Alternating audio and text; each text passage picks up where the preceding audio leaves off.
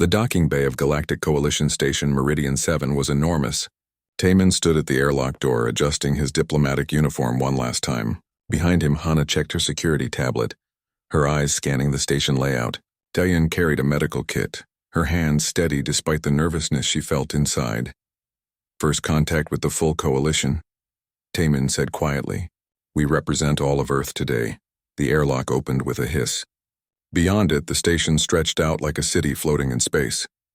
Beings of different shapes and sizes moved through the corridors. Some had scales, others had fur, and a few seemed to be made of something that looked like living crystal. But the ones that caught everyone's attention were the Vareth. They stood 9 feet tall, their bodies covered in thick natural armor that looked like it could stop bullets. Their arms were as thick as tree trunks, ending in clawed hands that could probably crush steel. When they moved, the floor seemed to shake slightly.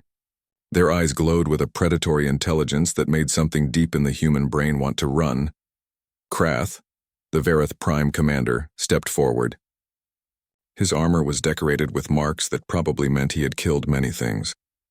His mouth opened slightly, showing teeth designed for tearing meat. So these are the humans, Krath said. His voice was deep and rumbling, like rocks grinding together. The newest species to join our coalition. Taman bowed respectfully. Commander Krath, we are honored to— Soft, Krath interrupted. He reached out with one massive hand and poked Taman's shoulder. The human diplomat stumbled slightly. No armor, no claws, no natural weapons at all. He turned to the other species, watching. Look at their skin. You can see veins through it. So fragile. Senna, another Vareth warrior, circled the human delegation like a predator examining prey. How did such weak things ever survive on their planet? What predators hunted them? We were the predators, Hana said calmly. The assembled aliens laughed. It was not a kind sound. The Varath laughed loudest of all. You? Krath bent down, bringing his face close to Taman's. You were predators? With those tiny teeth? Those soft hands? He straightened up. Come. We have a tradition for greeting new species. A strength display. Taman glanced at Hana, who gave a small nod. Politics required this, even if they knew how it would end. The delegation moved to a large circular chamber. Other species gathered to watch. Taman could see them whispering, pointing at the humans. He heard words like prey class and weak and fragile. Krath stood in the center of the circle. The rules are simple. We stand facing each other, we push. The stronger one wins respect. Taman stepped forward. He was 6 feet tall and in good shape, but next to Krath he looked like a child. They placed their hands against each other's shoulders. Begin, Senna called out. Krath pushed. Taman might as well have tried to stop a moving train. He flew backward across the smooth floor, sliding until he hit the wall 20 feet away. Pain shot through his back and shoulders. The Vareth roared with laughter. Other species joined in, though their laughter sounded nervous. Prey class, Krath declared. The humans are prey class. They will be given quarters in Section 7 with the other weak species. He turned away, dismissing them entirely. Hana helped Taman to his feet. Are you hurt? Only my pride, Taman muttered. He looked at Da-Un. Medical assessment? Da-Un had been watching the Vareth carefully during the whole display. Did you see how hard Krath was breathing after that push? His chest was heaving. He just threw a full-grown man across a room, Hana said. Of course he's breathing hard. No, I mean really breathing hard. Like he'd just run a sprint. Da-Un's eyes were thoughtful. That much muscle needs enormous amounts of oxygen. Quick movements must drain them fast. Hana pulled up data on her tablet as they walked to their assigned quarters. Station environmental controls. Temperature maintained at 18 degrees Celsius. Atmosphere is 21% oxygen at standard pressure. She paused. That's interesting. What is? Taman asked, still rubbing his sore shoulders.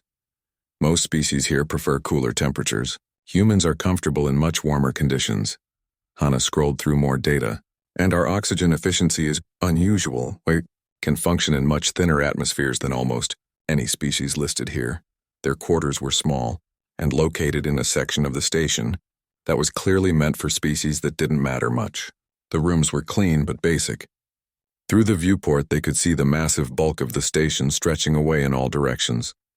Jin Wu, the human chief engineer, was already there, reviewing the station's technical specifications. The reactor systems are old but well maintained, he said without looking up. Vareth technology is all about raw power. Everything is built strong but not efficient. Youngsuk, a junior diplomat, was unpacking supplies. The other species won't even look at us, she said quietly. They see the Vareth treat us like prey and they follow along. Give it time, Taemin said, though he didn't sound convinced. Da-un set up a small medical station in one corner.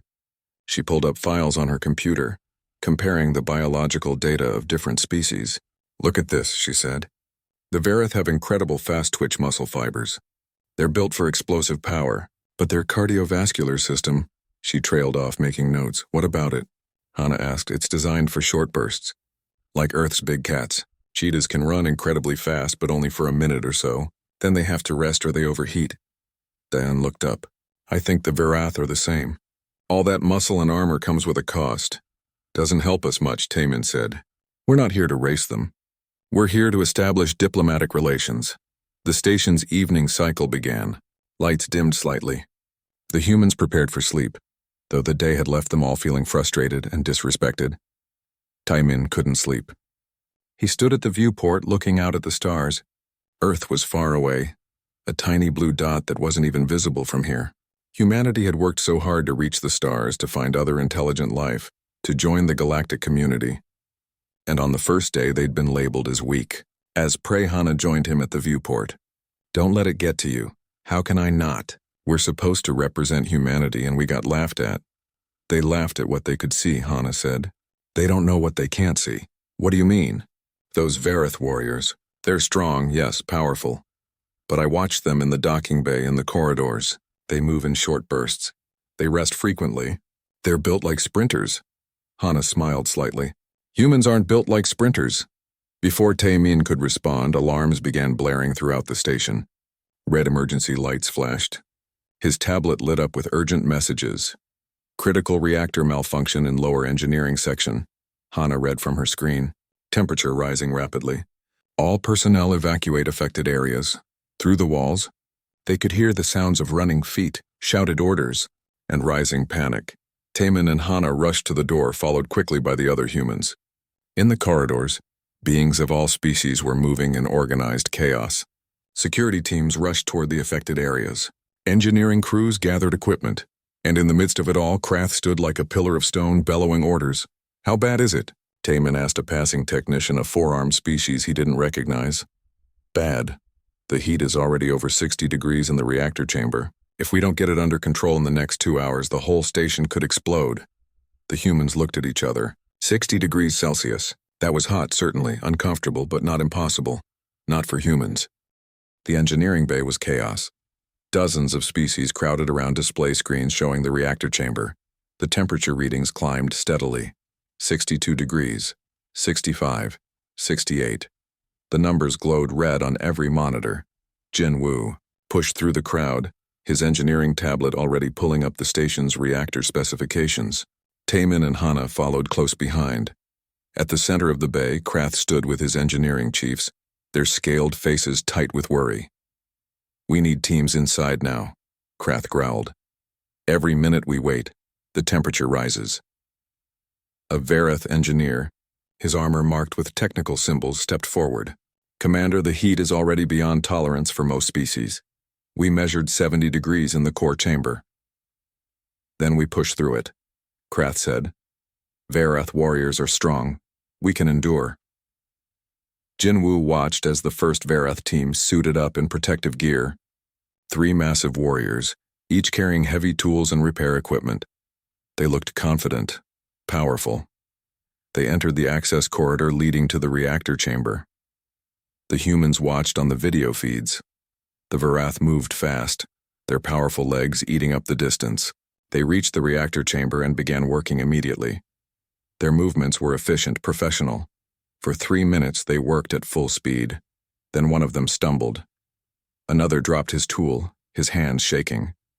The third warrior's breathing became visible even through his helmet. Rapid gasps that fogged the faceplate. Team 1 report, Krath demanded. Too hot, came the gasping reply. Can't breathe, everything is spinning. They retreated, stumbling out of the chamber. When they emerged from the access corridor, their armor was almost too hot to touch. They collapsed on the floor, chests heaving, bodies trembling.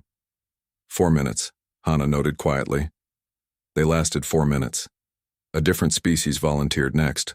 They were smaller, with blue fur and 6 legs. They had suits designed for extreme environments. They lasted 2 minutes before the heat drove them out.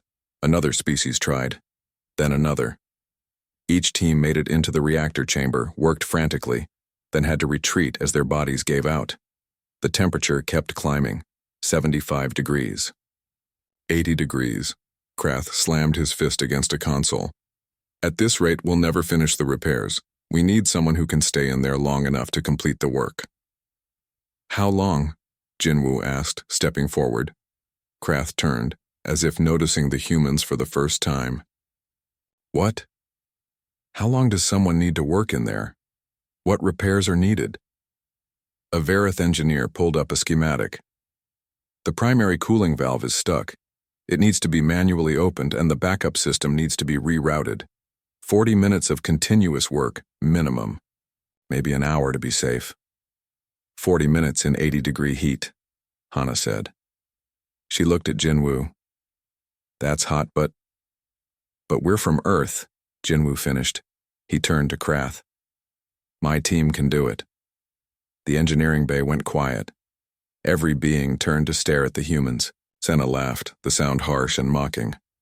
Your team? You couldn't even withstand a simple push. How will you survive heat that defeats Vareth warriors?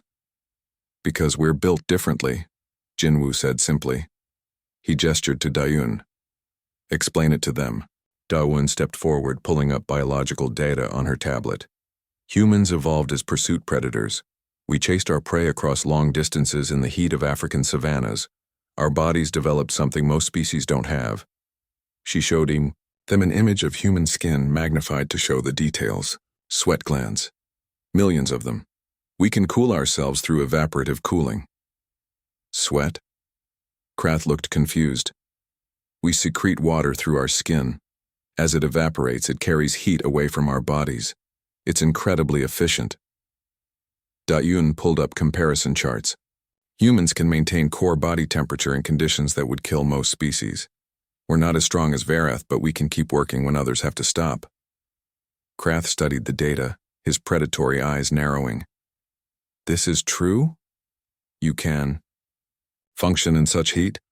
On Earth, humans work in temperatures over 50 degrees regularly, Taemin said. 80 degrees is hot, yes, uncomfortable, but not lethal. Not if we stay hydrated and take basic precautions. Jinwoo was already gathering his team. Young-suk joined him, despite her obvious nervousness. 2 other human engineers prepared their tools. You're sure about this? Taemin asked quietly. No, Jinwoo admitted. But someone has to try, and we're the only ones who can last in there long enough. They suited up in basic protective gear, much lighter than what the Varath had worn. They carried water bottles, lots of them. Jinwoo explained to the Vareth engineers exactly what tools they'd need. The entire station seemed to be watching now. Video feeds showed the reactor chamber on screens throughout Meridian 7.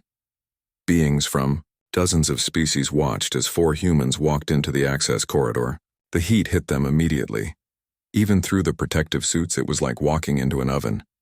Young-suk gasped at the intensity of it. Keep moving, Jinwoo said. Don't stop. Our bodies need time to adjust. They reached the reactor chamber.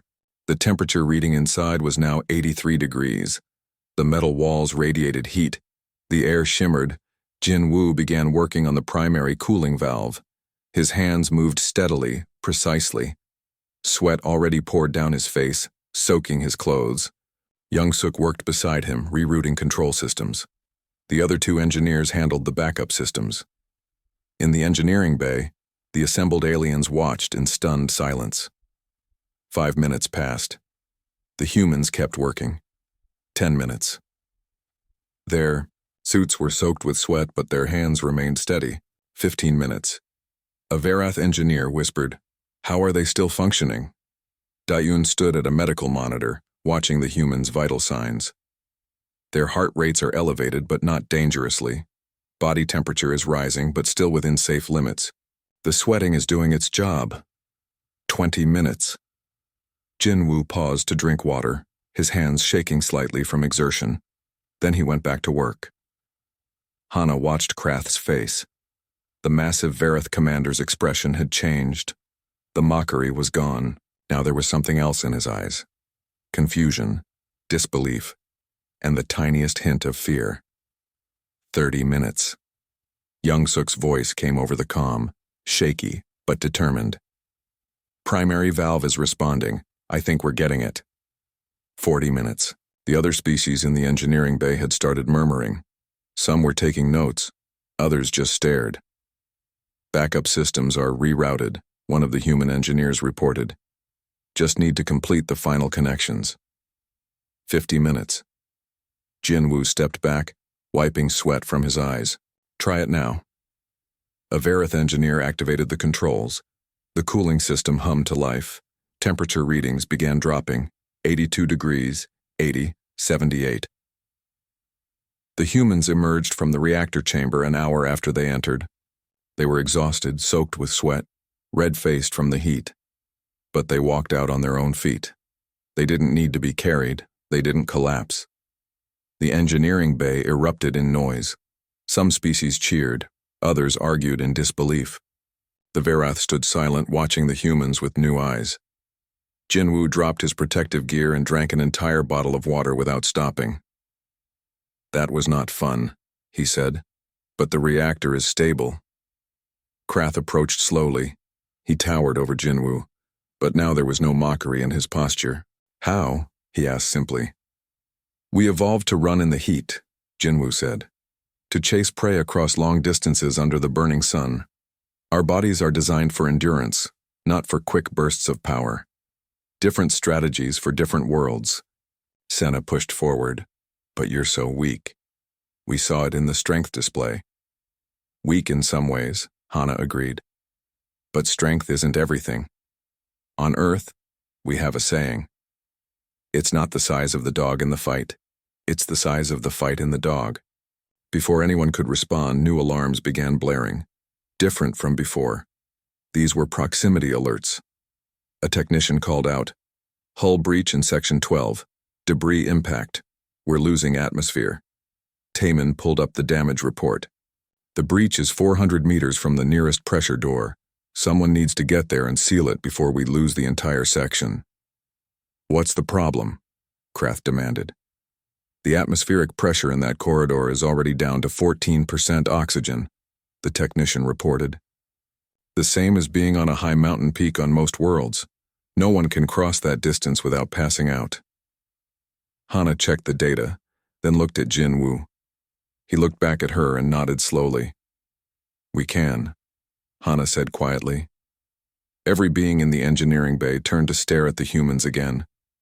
And for the first time, Krath felt something he had rarely experienced in his long life. He felt uncertain about who was really the predator in the room. The emergency lights cast red shadows across the command center. On the main screen, a schematic showed Section 12 with a gaping hole in the hull. Air rushed out into space, creating a wind tunnel of death through the connecting corridors. Pressure doors will seal automatically in 20 minutes, a technician announced. But if we don't seal that breach first, we lose everything in that section, including the backup life support systems. Krath studied the layout. 400 meters from the nearest safe zone to the breach, through corridors with oxygen levels dropping every second. He turned to his warriors. Who volunteers? 3 Varath stepped forward immediately. They were brave, Hana had to give them that. They suited up in emergency gear and entered the damaged section. The command center watched on video feeds as they moved quickly, their powerful legs carrying them forward at impressive speed. They made it 50 meters. Then one staggered, his breathing ragged. Another pressed a hand against the wall, trying to steady himself. The third pushed forward another 20 meters before his legs gave out. Retrieve them, Krath ordered, his voice tight with frustration. A rescue team pulled the 3 warriors back.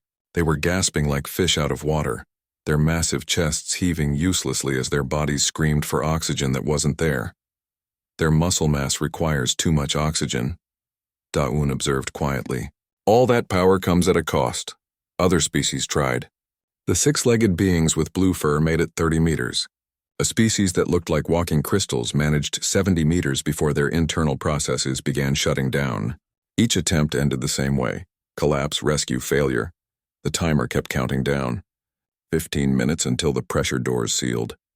The breach continued venting atmosphere. Hana stepped forward. "Let me try." Krath turned, his eyes narrowing. You couldn't survive the strength display." "How will you survive this?" "Because this isn't about strength," Hana said. She looked at Daun. "How long can humans function in low oxygen?" Daun pulled up medical data. Earth's atmosphere is 21% oxygen at sea level. But humans live and work at high altitudes regularly. Mount Everest Base Camp is about half normal oxygen. The summit is even less. People have survived there. "Survived, maybe," Senna said. "But can you work? Can you move 400 meters and perform complex repairs?" "Only one way to find out," Hana said. She turned to Minna, a junior security officer who had been standing quietly nearby. "You're with me." Minna nodded, her young face determined. "Yes, ma'am," they prepared quickly. No heavy suits, those would just consume more oxygen. They carried basic breathing masks that would give them a small edge, but not much. Mostly, they carried tools and sealant foam for the breach. "Your plan?" Taman asked quietly. "Move steady. Don't rush. Keep our heart rates under control.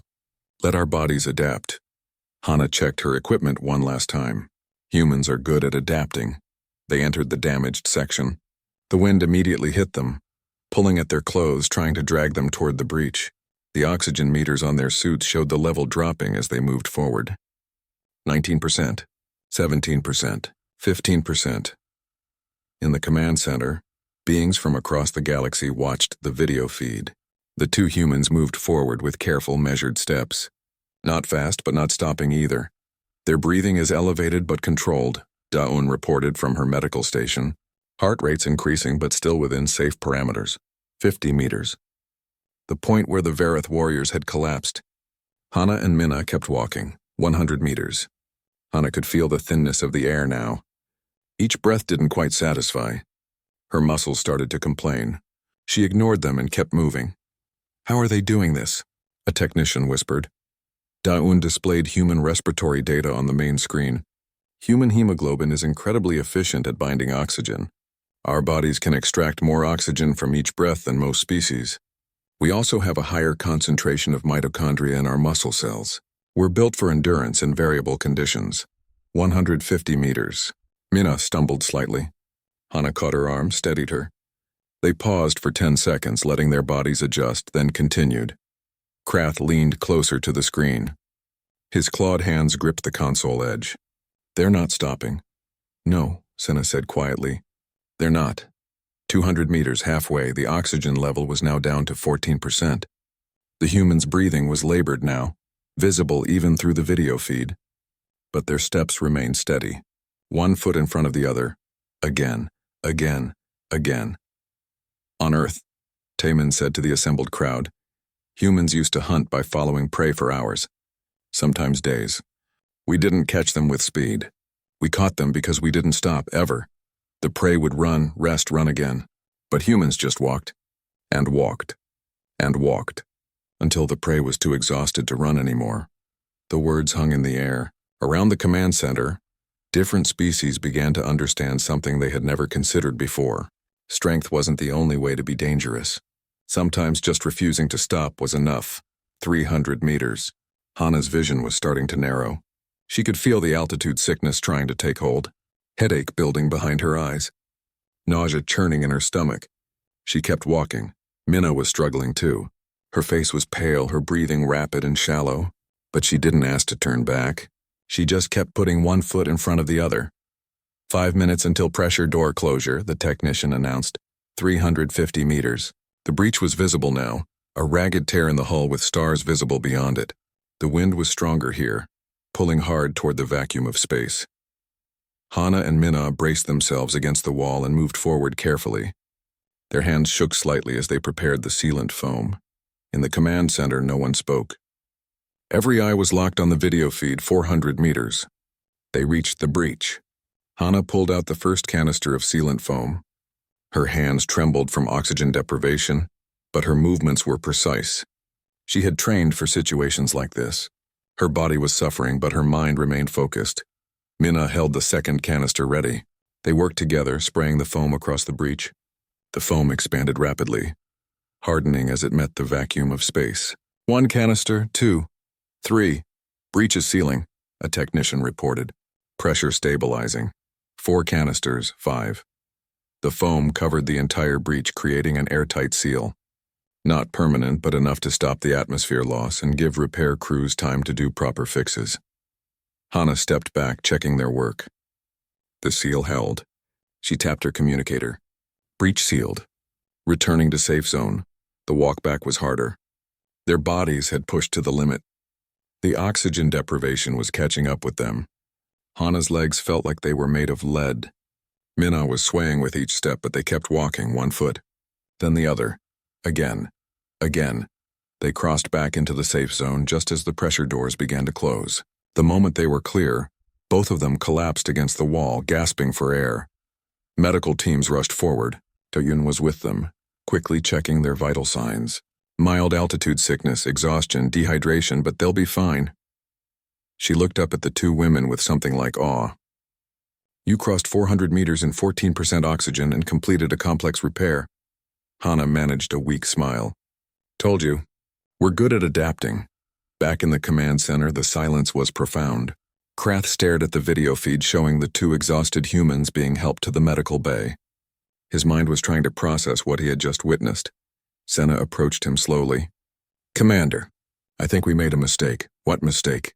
We called them Prey Class. Senna's voice was shaken. But Prey doesn't do what they just did. Prey gives up. Prey stops. He paused. They don't stop. Krath thought about his own species. The Verith were powerful.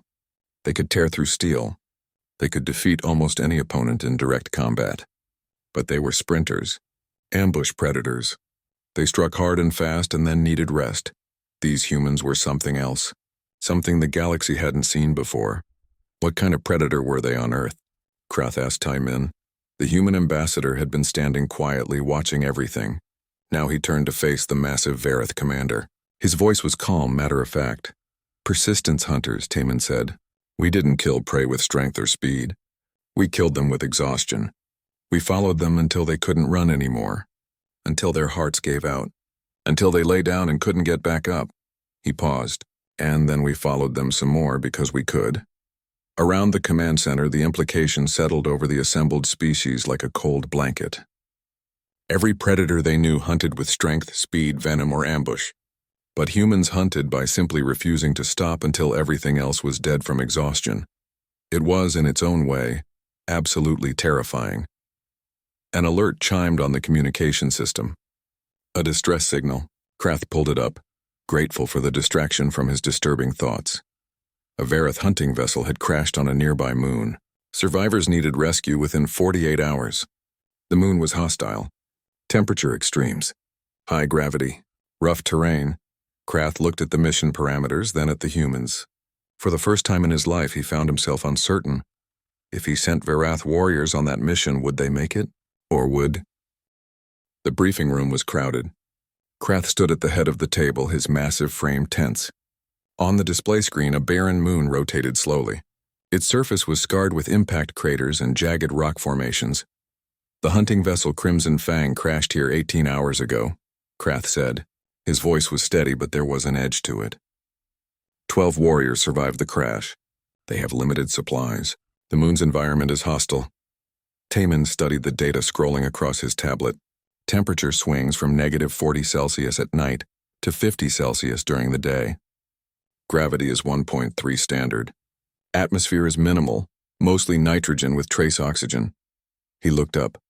How far is the crash site from a safe landing zone? 40 kilometers, Krath admitted. The terrain around the crash is too unstable for ships to land. A rescue team would need to trek overland. Hana pulled up a topographical map. Rough terrain, rocky, some steep climbs. She looked at Jinwoo. Doable. For us, maybe, Jinwoo said. What about for Verith? The question hung in the air. Krath's jaw tightened. Around the room, the other species shifted uncomfortably. Everyone had seen what happened with the reactor. Everyone had watched humans do what should have been impossible. Verith are strong, Senna said defensively. We can make the journey. In 1.3 gravity? Dayun asked quietly. Carrying supplies for 40 kilometers over rough terrain? With temperature swings that extreme? Senna didn't answer. The truth was written on his face. Vareth warriors were powerful, but their massive bodies would work against them in high gravity. Every step would cost more energy. The temperature swings would be devastating to their metabolism. "We need to send someone," Krath said. "Those are my warriors out there. My people." Taemin looked at his team. Hana nodded. Jinwoo shrugged. Dion gave a small smile. Youngsuk looked nervous but determined. Minna, still recovering from the hull breach incident, straightened her shoulders. "We'll go," Taemin said. "Human team with whatever support you can provide." "I'm coming with you," Krath said immediately. Taemin started to object, but something in Krath's eyes stopped him. This wasn't about pride anymore. This was about a commander who wouldn't abandon his warriors. Taemin understood that. "All right," he said, "but we move at our pace, not yours, and you follow our lead." For a Vareth Prime commander to accept such terms should have been unthinkable, but Krath simply nodded. They prepared for 6 hours. The humans packed carefully: water, high-energy food, medical supplies, repair equipment for the damaged ship.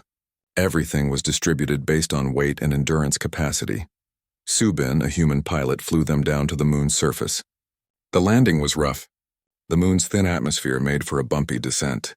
They touched down at the nearest safe zone as the moon's sun was rising. The temperature was already climbing. 5 degrees, 10, 15. They set out immediately, 5 humans and 1 Vareth, moving across alien terrain under an unfamiliar sky. The difference was apparent within the first kilometer. The humans walked with steady, measured steps. They had adjusted their clothing layers for the rising temperature. Their breathing was even, controlled. Krath moved with raw power. Each step ate up ground. His powerful legs drove him forward. For the first 2 kilometers, he was ahead of the humans, moving with the easy confidence of an apex predator. But the high gravity was relentless. 1.3 standard meant everything weighed 30% more, including his own massive body. And as the sun climbed higher, the temperature rose with it. 20 degrees, 25, 30. At 5 kilometers, Krath was still moving well, but Hana noticed his breathing had deepened. His steps, while still powerful, came slightly slower. At 10 kilometers, the temperature hit 40 degrees. The humans had stripped down to lighter clothing. They drank water regularly, small sips that kept them hydrated without weighing them down. They maintained the same steady pace they had started with. Krath's armor, designed to protect him in combat, now trapped heat against his body. His breathing was labored. Each step in the high gravity cost him more than it cost the humans, whose lighter bodies gave them an advantage for the first time. "Commander," Taemin said gently, "we should rest." "I don't need rest," Krath growled. But his voice was strained. They rested anyway. The humans used the time to check equipment, adjust their clothing, drink water. They seemed barely tired. Krath, despite his pride, needed the break desperately. Jinwoo sat next to the massive Vareth warrior. "On Earth we have animals called elephants. Huge creatures, much bigger than humans. Very strong, but in the heat they have to rest frequently. They overheat quickly because of their size." "Are you comparing me to an animal?" Krath asked, but there was no real anger in his voice. "I'm explaining biology," Jinwoo said. "Size and strength are advantages in many situations, but they come with costs. Your body requires more oxygen, more fuel, more cooling. In conditions like this, smaller can be better." They continued. 15 kilometers, 20. The temperature peaked at 48 degrees. The humans were sweating heavily now, their clothes soaked. But they kept moving. The same steady pace, never stopping for long, never rushing. Krath was falling behind. His powerful strides had shortened. His breathing was harsh and ragged. The high gravity and extreme heat were doing what no opponent had ever done. They were breaking him down. At 25 kilometers, Krath stumbled. He caught himself, but Minna saw the tremor in his legs. She moved closer, ready to help if needed. "I'm fine," Krath gasped. "Of course you are," Hana said diplomatically. "But we all need to pace ourselves. Here, drink this." She offered him water with electrolyte tablets dissolved in it. Krath drank. The water helped, but his body was clearly struggling. He had never felt weak before. Never felt like his strength was a disadvantage. The feeling was disturbing. At 30 kilometers, they entered a region of steep, rocky slopes. The humans adjusted their pace, climbing carefully but steadily. Their lighter weight made the climbing easier. Their evolved ability to grasp and climb showed itself. Krath, with his massive bulk, struggled with the climbing. His clawed hands could grip the rock, but lifting his own weight in high gravity was exhausting. He fell further behind. Taman called for a longer rest. They settled in the shade of a large boulder. The temperature was dropping as the sun began its descent. Soon it would be dangerously cold. They needed to reach the crash site before nightfall. "Why don't you stop?" Krath asked suddenly. He was staring at Taemin, his eyes filled with confusion and something that might have been respect. "You're tired. I can see it. Your muscles must ache, but you just keep going." "Because stopping doesn't help," Taemin said simply. "On Earth, our ancestors hunted by following prey for hours, sometimes days. The prey was faster, stronger, better armed with horns or tusks. But it would run, then rest. Run, then rest. And every time it rested, we would catch up.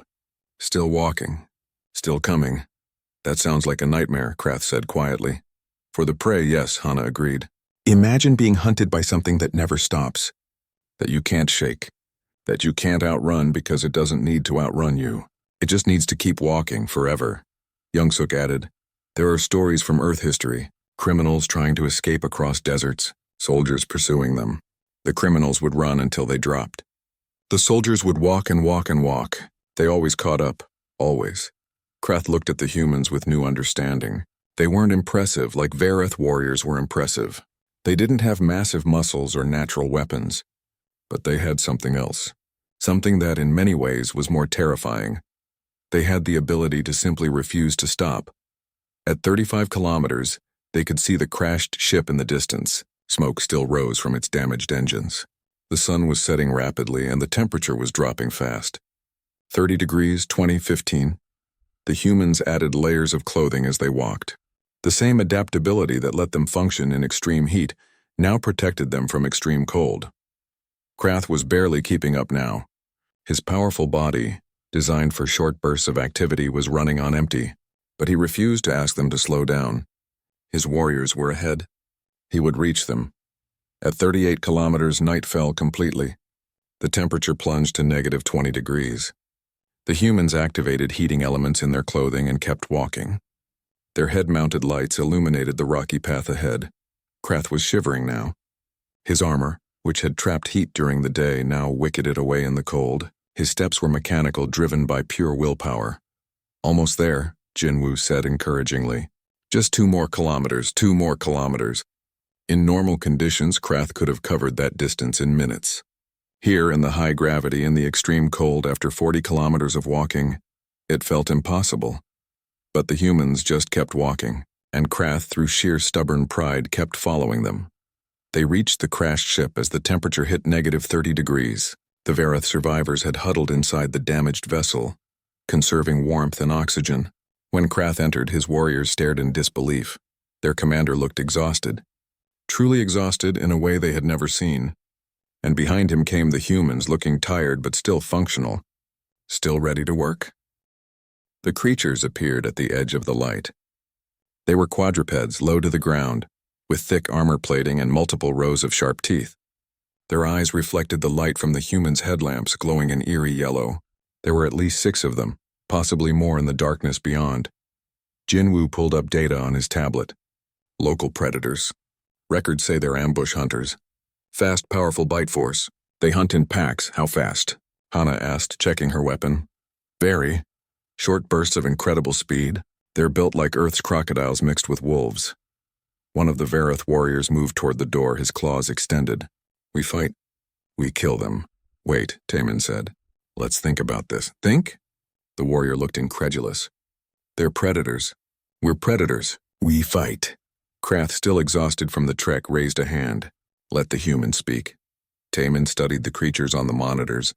They were pacing at the edge of the light, not charging. They're testing us. Trying to determine if we're prey or threat. If we attack aggressively, we'll be committing to their kind of fight. Speed and power? And? The Vareth warrior still looked confused. And we'll lose, Hana said bluntly. Look at them. They're fresh. We're exhausted from the trek. You Vareth are strong, but you're running on empty. If we fight their fight, they'll wear us down. Then what do you suggest? Krath asked. Despite his exhaustion, his mind was working. He was beginning to understand how humans thought. We fight our fight, Taemin said. Not theirs. The creatures attacked. They came fast, impossibly fast, blurs of armor and teeth. They slammed into the defensive perimeter the group had formed around the crashed ship. Their jaws snapped closed with enough force to dent metal, but the humans didn't meet force with force. They moved, dodged, deflected. When a creature lunged at Minna, she sidestepped and pushed its head to the side, using its own momentum against it. The creature crashed into the ship's hull and stumbled away, disoriented. The Vareth warriors, despite their exhaustion, fought with raw power. They struck at the creatures, their clawed hands capable of tearing through armor, but each strike cost energy they didn't have. Each movement in the high gravity drained them further. "Don't fight so hard," Hana called out. "Just defend. Make them work for it." The creatures attacked again, and again. Each charge was explosive, terrifying, but each one lasted only seconds before the creatures retreated to recover. "They're burst predators," Daun observed, watching from a protected position. "Like Earth's big cats, all power, no endurance." The humans settled into a rhythm. When creatures attacked, they dodged or deflected. They didn't chase. They didn't waste energy on aggressive counterattacks. They just stayed, defended, waited. 5 minutes into the fight, the creatures were already slowing. Their charges were less explosive. Their recovery time between attacks was growing longer. The Vareth warriors noticed. One of them, gasping for breath, said, "They're tiring." "Yes," Taman said. "They're built for short, deadly attacks, not sustained combat. Every charge cost them 10 minutes. The creatures were visibly struggling now. Their movements were sluggish. Their breathing was labored. The cold moon air and their own overheated bodies were working against them. The humans were tired too. Very tired, but they remained functional. Their evolved endurance, the same trait that had let them walk 40 kilometers in extreme conditions, now let them outlast predators that should have been far more dangerous. One creature made a last desperate charge at Youngsuk. She simply stepped aside. The creature's momentum carried it past her, and it collapsed on the ground, its legs shaking with exhaustion. "Should we kill it?" a Varath warrior asked. "No need," Hana said. "It's done. It can't hurt us now." The other creatures, seeing their packmate fallen, retreated into the darkness. They weren't dead, but they were defeated, exhausted beyond the ability to continue fighting. The Vareth warriors stared at the humans in stunned silence. They had just witnessed something that went against everything they understood about predation. The humans hadn't won with strength. They hadn't won with speed or aggression. They had won by simply lasting longer. "This is how you hunted on Earth?" Krath asked quietly. "Sometimes," Taman said.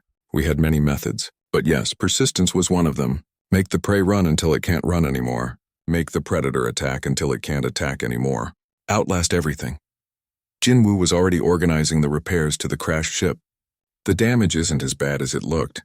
We can get this flying again, but it'll take time. Maybe 12 hours of work? Then we work," Krath said. He looked at his warriors. "All of us." They worked through the night and into the next day.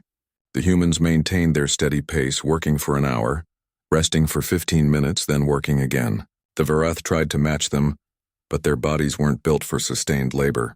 They had to rest more frequently for longer periods. No one mocked the Varath for this. The humans understood now.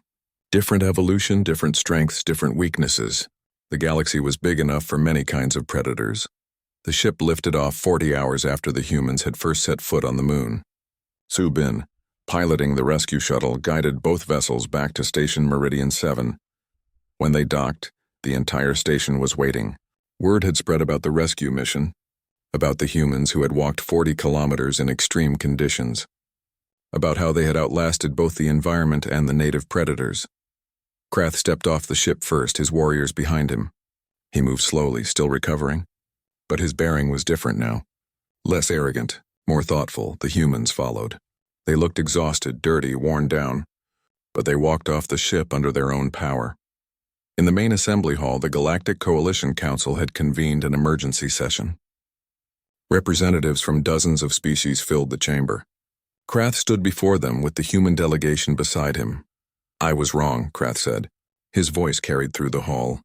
"We classified humans as prey class. We mocked their lack of natural weapons, their soft skin, their small size." He paused. "But we didn't understand what they are." Senna stepped forward. "Humans are persistence predators. A category we didn't know existed. They don't kill with strength. They kill with inevitability. They keep coming, Always. Forever. A council member, a species that looked like living crystals, spoke up. But they're so fragile. We've seen them injured by things that wouldn't harm a Vareth. Yes, Don said, stepping forward. We're fragile in some ways. Our skin tears easily. Our bones can break. We don't have natural armor. She pulled up biological data on the main screen. But we have sweat glands. We have efficient oxygen processing. We have endurance beyond almost any species in the galaxy. We can function in heat that would kill most of you, in cold that would freeze others, in thin air that would suffocate predators twice our size. Taemin addressed the council. On Earth, we didn't stop evolving when we became intelligent. We stopped when nothing could outlast us. Not the fastest prey, not the strongest predators. Nothing. We are endurance specialists at a level that's apparently unique in the galaxy. The council chamber was silent as the implications sank in. Hana added, We don't seek dominance. We're not interested in conquering or subjugating. We want to be partners, allies, friends. She looked directly at Krath. But you should understand what we are. We are the species that doesn't stop. Ever. A council elder spoke. The classification system needs revision. Strength class, speed class, venom class, prey class. None of these fit humanity. I propose a new category, Krath said. Endurance class. Alpha designation. He looked at the humans, because in the end, outlasting everything is perhaps the most dangerous trait of all. The vote was unanimous. Humanity was reclassified. Their quarters were moved to a more prestigious section of the station. Their diplomatic status was elevated. Other species began approaching them with new respect. But more than that, other species began to understand them. Days later, Hana found Krath standing at a viewport, looking out at the stars. She joined him silently. I've been thinking, Krath said after a moment, about what you said, about humans following prey until it died of exhaustion. He turned to look at her. That's terrifying, more terrifying than any weapon or natural armor. Why? Hana asked, genuinely curious. Because you can fight strength. You can outrun speed. You can cure venom. But how do you fight something that simply refuses to stop? That keeps coming no matter what you do? That will be there tomorrow and the next day and the day after that, still walking toward you? Hana smiled slightly. You don't fight it. You accept it as a friend instead of an enemy. Krath rumbled a sound that might have been a laugh. Wise advice, he paused. There's a human saying I heard. About getting back up after being hit. It's not about how hard you hit, Hana quoted. It's about how hard you can get hit and keep moving forward. Yes, that one. Krath looked back at the stars. I understand it now. Farath hit very hard. We're proud of that. But you humans, you can take hits that would destroy us and you just keep moving forward. There's something admirable in that. And something deeply frightening. Elsewhere on the station, Minna was giving a presentation to a group of mixed species, young engineers and warriors who wanted to understand human endurance.